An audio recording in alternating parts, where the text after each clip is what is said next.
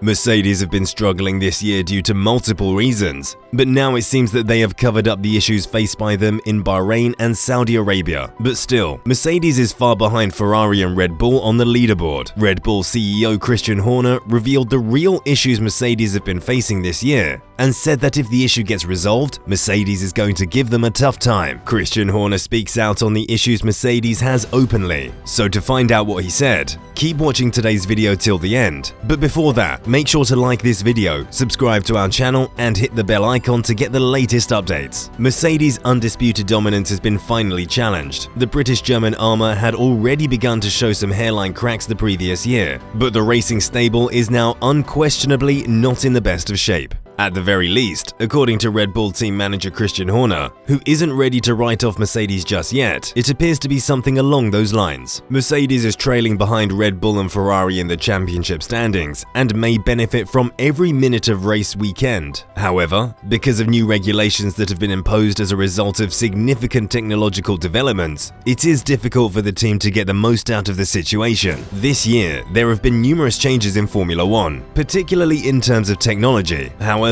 because of the overwhelming number of events on the calendar, some alterations have been made to the itinerary of the Grand Prix weekend as well. The Mercedes team discusses the significance of this in the background of the race. Until this year, anyone could start working in the pit box on Thursdays at any time and could likewise leave whenever they chose without consequence. Days of working from the early hours of the morning till the late hours of the evening were previously achievable, but this is no longer the case. On Thursdays, team members are permitted to be on track for a total of 11 hours. As trackside engineering director Andrew Shovlin explains, it takes less time than it appears. It's a relatively short period of time for them to complete, and you wouldn't be able to start the engine until 4 p.m. The amount of time spent preparing for the car's construction was significant. Shovlin describes the nature of the effect. When it comes to new parts, it is quite difficult to get them to the track in time for the weekend's competition. Because of this, you should have everything ready by Wednesday, otherwise you will not be able to get the cars ready in time for Friday's practice session. Mercedes is aiming for a better setting with the engineers this year, but has had less time in the garage since the start of the season to make tweaks and look for a better setting. It goes without saying that all teams must conform to the same set of regulations, but that does not work for the team that is experiencing difficulties. Shovlin discusses further. The same theme will be carried over to Friday and Saturday. On Friday evenings, the mechanics have less time to work on the car because it is already late. After training, there are only 3 hours left before the curtain must be drawn. The engineers have a little more time, but it is still significantly less than it was previously. If the car is not ready by Friday evening, you will have to continue working on it on Saturday. And in the worst case scenario, the car will not be ready in time for the third practice session on Sunday. There is considerably less time available after qualifying.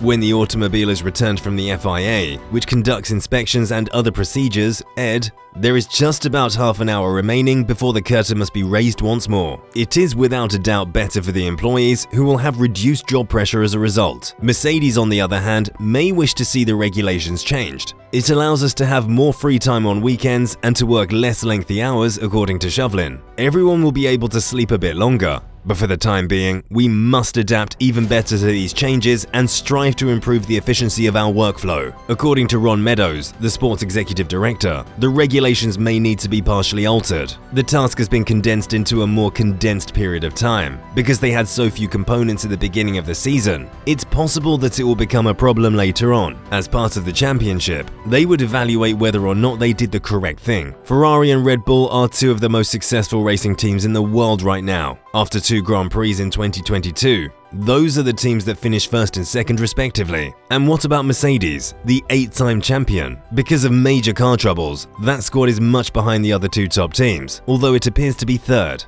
Red Bull team manager Christian Horner will not be disturbed by this, as his drivers are now involved in a thrilling duel with Ferrari in the World Endurance Championship. The performances of Max Verstappen and Charles Leclerc in particular were outstanding during the races in Bahrain and Saudi Arabia. Christian Horner expressed delight at the victory in Jeddah, following their failure to finish on the podium with 2 cars in Bahrain due to a double failure. He went on to say that Max and Charles were 2 outstanding drivers who had been competing against each other for a long time, dating back to when they were approximately 11 years old. They both have competitive cars, and the racing is always spectacular, with a lot of mutual respect between the two of them. When asked if we're witnessing a changing of the guard this season, Horner responded that it's normal for a team's success to come to a halt at some point. In any sport, everything is always evolving. That occurs in football, as well as in any other sport. Ferrari has remained rather quiet in previous years, but they now have a car that is quite competitive. However, unlike Mercedes, Red Bull has gotten back on track after spending the majority of last year focused on the title race with a big opponent. He stated that his crew, as well as all of the men and women working in the Red Bull plant, had done an excellent job in developing a terrific, competitive car after such a difficult season. They have had less time for development than they would have liked. As a result, it's encouraging to see them being so competitive. Despite this, he does not entirely damage Mercedes.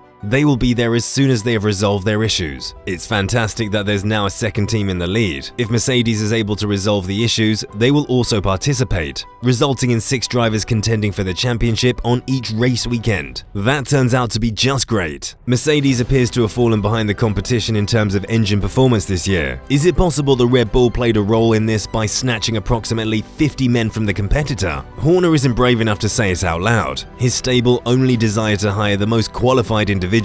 Horner said that he had no idea if that had had an effect. They wanted to bring the best people, and for that, they took people away from Mercedes and the other manufacturers outside Formula 1. What they were focused on there at Red Bull was technical excellence, both in terms of chassis and engine. Their facilities help with that, and it's nice to see it come together like this. So what do you think about today's video? Tell us in the comment section. Also, don't forget to like this video, subscribe to our channel, and hit the bell icon to get the latest updates. We'll see you in the next video. Till then, have a great day.